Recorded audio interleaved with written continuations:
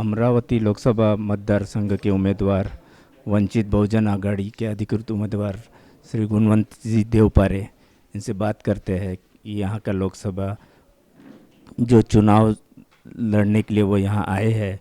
पिछले 3 या 2 टर्म से मेरे ख्याल से शिवसेना यहाँ पे कब्जा करके बैठी है। आइए इनसे बात करते हैं ये चुनाव किस तरह से लड़ी।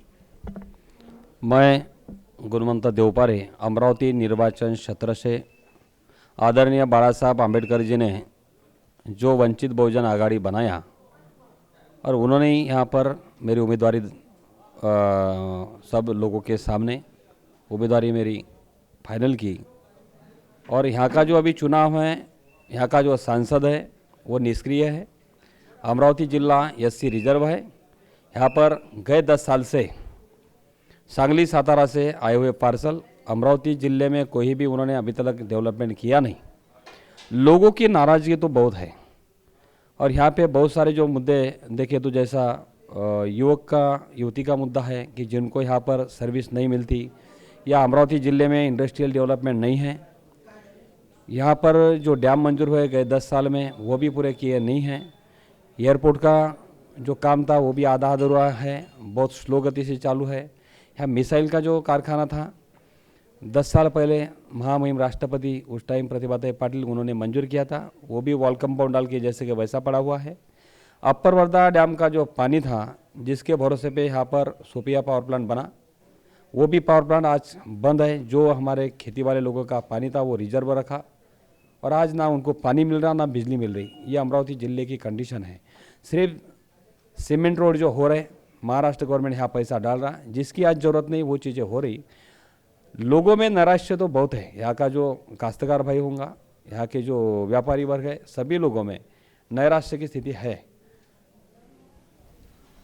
पिछली बार आप बसपा की सीट से लड़े थे, इस बार आप वंचित बहुजन आघाड़ी से लड़ रहे हो, तो इससे मतों का कुछ प्रभाव पड़ेगा या क्या? लास्ट टाइम बसपा से मैं लड़ा था। बसपा का यहाँ का जो कैडर बेस जो कार्यकर्ता है बहुत ईमानदार है, लेकिन बसपा के ऊपर के जो लोग हैं उनको महाराष्ट्र के अंदर अपनी सीटें आना चाहिए, वो उनकी राजनीति नहीं है। सिर्फ बटों का बंटवारा हो जाए वो उनकी सोच है। जैसा मैं 2014 में लड़ा तो 2016 में मैंने वंचित बहुजन आघाड़ी के संस्थापक अध्यक्ष आदरणीय बाला साहब आम्बेडकर जी को मिला और उनके नेतृत्व में नेतृत्व में मैंने स्वीकार किया और यहाँ पर लोकसभा लड़ रहा हूँ। लेकिन ये है कि लोगों का जोश बहुत ज़्यादा है। लास्ट टाइम जो BSP का जो कारोबार था वो उतना नहीं था, वो मेरे वजह से बढ़ गया था। लेकिन अभी वंचित बहुजन आघाड़ी के माध्यम से आदरणीय बाला साहब आम्बेडकर जी का नेतृत्व SC समाज ने और इतर बहुजन समाज ने भी स्वीकारा हुआ है। वो रिस्पॉन्स मेरे को बहुत अच्छी तरह से मिल रहा है। बाला साहेब आम्बेडकर और OBC ये दोनों मिलकर मतलब आघाड़ी बनाए हैं, तो इससे मुस्लिम वोट मतलब कैसा यहाँ से अमरावती का मुस्लिम वोट किस तरफ जाएगा, आपका क्या कहना है? देखो, मुस्लिम वोट तो पहले ऐसा है कि वो कांग्रेस की तरफ था, लेकिन अमरावती ज़िले में ऐसा हुआ है कि एक कैंडिडेट जो है सेना का है, राष्ट्रवादी और कांग्रेस का है कैंडिडेट नहीं है। कांग्रेस और राष्ट्रवादी की जो युति हुई उसमें यह राष्ट्रवादी की इधर एक कोठा मिला, भाई उनकी सीट गई और उन्होंने एक अपक्ष को पाठिंबा दिया, वो भी BJP के फेवर में गया क्योंकि वो कैंडिडेट BJP के समर्थित है। इसका मतलब राष्ट्रवादी BJP के लिए काम कर रही, ऐसी कंडीशन अमरावती ज़िले में है।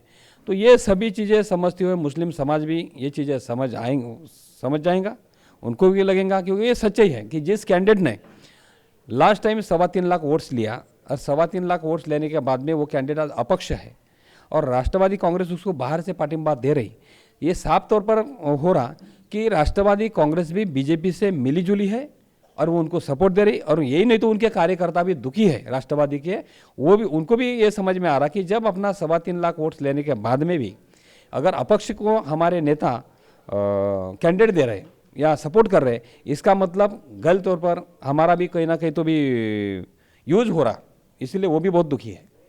तो मुस्लिम समाज आज नहीं समझा, लेकिन समझ में आ जाएगा मुस्लिम समाज के, हमारे वजह से कॉन्टैक्ट चालू है। वो अगर समझा तो हमारा जो विनर है वो पक्का ही है और वो समाज समझ में आ जाएगा अभी उनको। अमरावती के लोगों ने आपको वोट क्यों देना चाहिए? देखो, अमरावती जिला ये एससी रिजर्व है और यहाँ पर जो सांगली सातारा का जो पार्सल है वो बाहर का है। दूसरा जो कैंडिडेट है वो बीजेपी से है।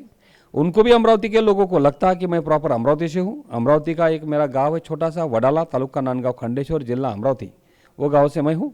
और मैंने छोटे से गांव से आके अपना विज़न सामने रख के जैसा मैंने खुद का मेरा डेवलपमेंट किया, वो हिसाब से मैं अपने ज़िले का डेवलपमेंट कर सकता हूँ।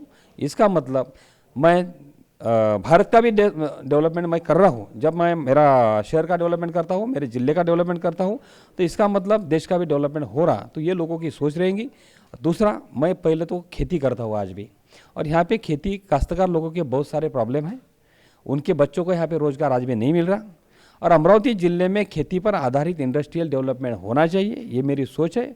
ये सोच मद्देनजर रखते हुए अमरावती की जनता मेरा स्वीकार करेंगी, और उनको भी लगेगा भाई एक हमारा साधारण सा आदमी अगर हमने संसद में आदरणीय बाला साहब आम्बेडकर और बैरिस्टर ओवैसी साहब के साथ में अगर भेजा तो हमारा ज़िले का डेवलपमेंट हो जाएगा, ये उनकी सोच रहेंगे।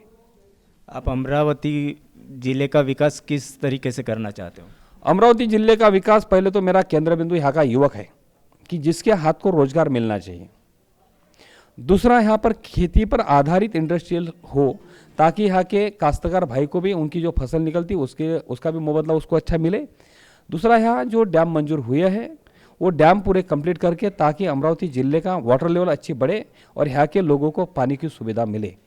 चौथा यह है कि यहाँ पर जो हॉस्पिटल की जो सुविधा होना चाहिए वो आज भी प्रॉपर नहीं है। यहाँ के जो गवर्नमेंट के हॉस्पिटल है, जैसा वो इंग्रज कॉलोनी है, डफरिन हॉस्पिटल, यूरिन हॉस्पिटल, वहाँ जाने के बाद में आज भी लोगों को सुविधाएं वो नहीं मिलती। वो भी मुझे लोगों को सुविधा यहाँ देना है और हाईटेक हॉस्पिटल यहाँ पे खड़े करना है।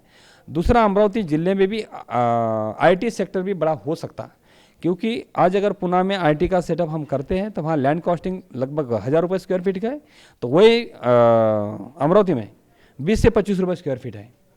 तो वो हिसाब से अगर स्किल्ड वर्कर, अनस्किल्ड वर्कर हमने अगर दिया, बड़े बड़े कंपनी के साथ में हमने अगर टाइप किया, तो अमरावती ज़िले का विकास हो सकता। और विकास का मुद्दा अगर वो हमने देखा विकास का मुद्दा, तो अमरावती की जनता मुझे स्वीकार करेंगी, मेरे साथ रहेंगी, भाई उम्मीद है। राजेंद्र गवई जी किस तरफ जा रहे हैं अभी? जो राजेंद्र गवई जी का यहाँ रिपब्लिकन पार्टी ऑफ इंडिया का बहुत बड़ा एक गुट था, उनके मतलब अम्बेडकरी चळवळी के ज़्यादा मत उनके साथ थे, वो अभी मतलब कैसा विभाजन होगा उसका? गवई साहब ने जो किया, मैं स्वागत करता हूँ तहे दिल से उनका, क्योंकि उन्होंने सोचा कि मैं अगर खड़ा रहूँ तो आज 5-6 हज़ार वोट मुझे मिलेगा। ये 5-6 हज़ार भी वोट गुणवंत देवपारे को कम नहीं होना चाहिए। इसीलिए उन्होंने वो अपक्ष उम्मीदवार जो बीजेपी का है उसको सपोर्ट उन्होंने देके समाज के लिए मैदान खुला कर दिया। अभी हमारे समाज ने समझना चाहिए, क्योंकि भाई अभी हमने एक साथ ही आदरणीय बाला साहब आम्बेडकर जी के साथ में जाके, बैरिस्टर ओवैसी साहब के साथ में जाके हमारा हौसला हमने बुलंद करना चाहिए, और हमारी जो वंचितों की जो आगाड़ी है इसको सक्षम हमने करना चाहिए। गवई साहब जो गए उनकी वो हार है, और वही अगर बोलते थे कि नहीं और मैं बाला साहब जी का सपोर्ट करता हूँ, ये उससे भी अच्छी बात होती थी। लेकिन जो उन्होंने किया, जो कंडीशन में किया, वो अच्छा ही किया, क्योंकि लोगों को ये प्रत्यक्ष अप्रत्यक्ष सपोर्ट ही हुआ, ये लोगों ने स्वीकार कर लिया। यहाँ पे अपक्ष जो आमदार चुन के आए हुए अमरावती ज़िले में, वो अभी किसके साथ है? देखो, एक तो नौटंकीबाज हमारा आमदार है अमरावती का, जिसने अपनी मिसेस को खड़ा कर दिया, वो भी फर्जी एससी है। दूसरा जो आमदार है प्रहार संगठन से बच्चू भोकड़ू, उनकी भूमिका तो अभी स्पष्ट हुई नहीं है, लेकिन हो सकता है ये लोग तो डायरेक्ट सेना बीजेपी को ही सपोर्ट करेंगे। अंदरूनी राजनीति अपनी रहती है। ये अभी गुणवंत देवपारे जी अमरावती लोकसभा के उम्मीदवार, इनसे बात किए हैं अपन ने, आगे देखते हैं और किसी से बात करें। धन्यवाद।